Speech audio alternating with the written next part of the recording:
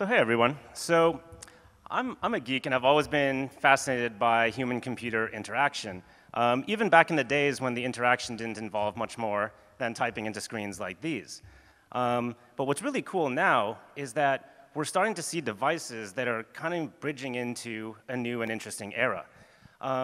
We're seeing tech that's able to perceive the world around it. It's able to maybe pick up on our faces or even infer our mood based on our facial expressions. It might even express itself in ways that we consider lifelike. And this represents a new interface layer, which I'd like to call an affective user interface. And I take that name from the field of affective computing, largely credited to Dr. Rosalind Picard of MIT. She's a pioneer in developing tech that is perceived as maybe intelligent or emotionally aware. Now, early affective systems were largely the domain of the enterprise, like market research firms and things like that.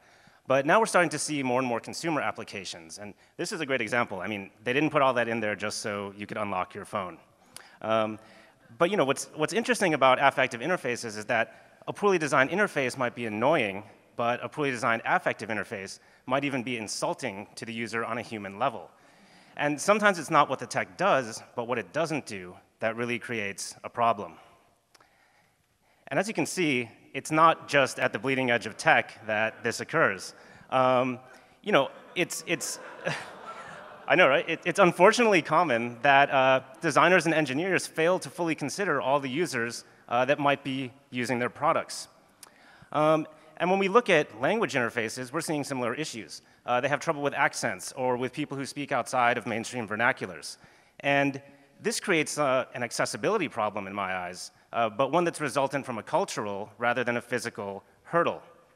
And I think thinking about this through the lens of accessibility is important because, good enough for most is not a good enough standard.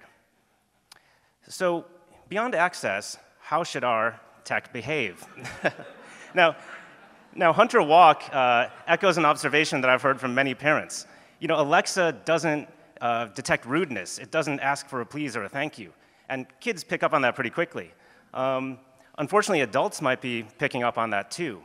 Leah Fessler is an author for Quartz, and she explored recently how various female-gendered assistants would respond to sexual harassment. And unfortunately, the results are kind of uncomfortable. Feigning ignorance seems to be the general tactic, except for Microsoft Cortana, which seems to want to return search results from Bing. Because I guess somebody has to use that search engine, right? But what's interesting about this is, like, in rare cases do the bots assert themselves. We've sort of designed in this eager subservience, but when our systems present themselves in human-like ways, like, what message are we really sending to the user? And then I started to take this further. I thought, if bots can maybe have a gender, could they even have cultural or racial identity? Considering we can choose from different accents, it would seem that at least a national identity has been designed.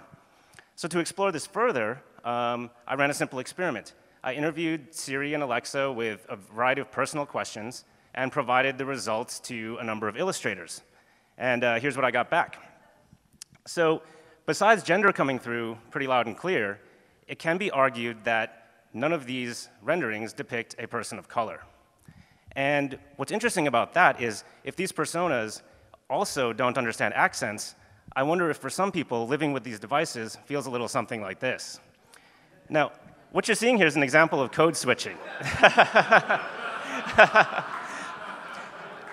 This is President Obama adjusting himself to be culturally compatible with different audiences. And I learned about this as a kid, when my brother heard my mom give a wedding speech. She came to this country in her adulthood, and my brother commented that he didn't recognize the voice coming out of her mouth. And I had to explain to him that this was her work voice. And we all code switch. Like, none of us acts the same in front of our mom as than we do at work and so on. There's nothing really wrong with that per se, but it's important to recognize that for some, the switch requires a little bit more effort than it does for others. Because ultimately, what's at stake here is trust. Users aren't going to trust a system that doesn't work for them. And when users trust a system, then we've designed something that they truly love, even if not as literally as in the movie Her. So Thank you, everyone. If you want to talk more about it, find me at the break. I'll probably be somewhere by the bar. Cheers.